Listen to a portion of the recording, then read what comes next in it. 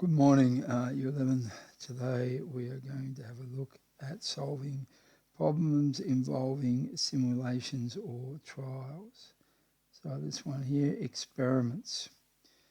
We're going to probably estimate probability using relative frequency. We're not really doing anything you can, I guess, if you want to do your own trials. Understand that relative frequency closest to the theoretical probability as the number of trial increases. So let's have a look at our theory simulation today. Okay, so we're going to solve problems involving simulation. So a simulation is a mathematical model that represents a real experiment or situation. Tools used for simulations include calculators, computers, coins, dice, or tables. Simulations are useful when doing a real experiment would be either time-consuming or costly. Example 1. Perform a simulation to determine the results of 50 cricket matches played in a season. Now they have told us statistically the outcome can be a win, a loss, or a draw. The probability of win is 30%, probability of draw is 50%, and the probability of a loss is 20%.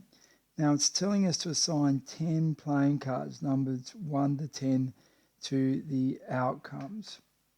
So if we're doing that, I guess pretty clearly, we've got cards 1, 2, 3, 4, 5, 6, 7, 8, 9, 10. Now it tells us that our probability of getting a win is 30%. So 3 out of 10 is 30%. Let's give them a win. That tells us 50%, half the cards, 5 of the cards. That'll give us a draw. And 20% or 2 cards will represent a win. So this is assign the playing cards as per that. There we go here for A. And that's asks us to perform the simulation by shuffling the cards and then selecting one at random. Repeat the simulation 50 times as there are 50 matches in a season. Now what I did was I got myself some cards, I shuffled them, and I got my 11-year-old son to choose one randomly. I did it 50 times, got him to put it back in, shuffled again, etc., etc. So that's what I did. I performed it, and I put it in this table here. Here's my tally. So remember, if we're doing any of these real-life experiments, we need to record our result each time. So we'll use a tally. Every time that Curtis pulled out a 1, a 2, or a 3, I stuck one in there. Anytime he pulled out something from 4 to 8, I put something there. Anytime he pulled out a 9 or a 10, I chucked it in here.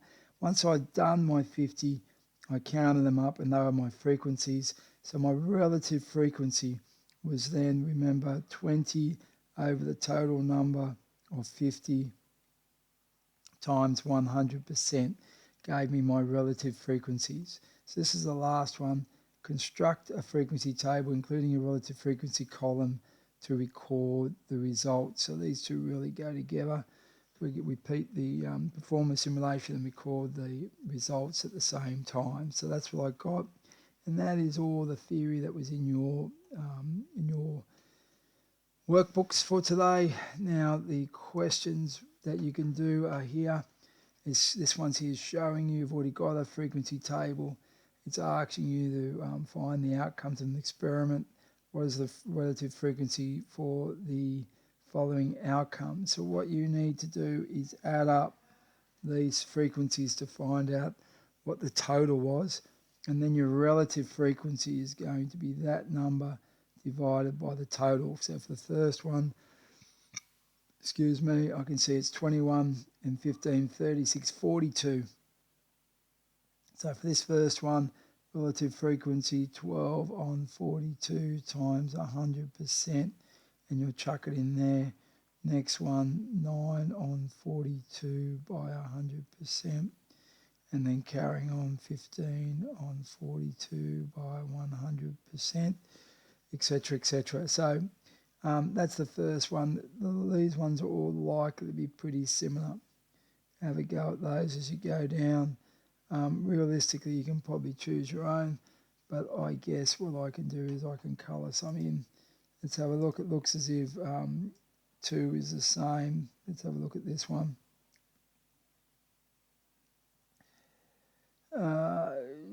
They look pretty much the same. They did. Why don't you do those two? Have a go at question 5. Then have a go at question 7. He's using your calculator. You have to find that function on your calculator, or you can toss a coin for it. One of the others of those. I guess with the RAND function, I think that gives you a number out of 1,000. So you're going to have to assign numbers 500 and below to being male maybe, and 501 and above being female, something like that. Do it 100 times, do the frequency. So that'll be similar to what I did with the other one. Well, they were the same one, and why don't you try that one? See if you can get through those. Do a few of those. Now the other thing, don't worry about that. I will write something as well in your notes about Education Perfect if I find something for you to do there. Thank you.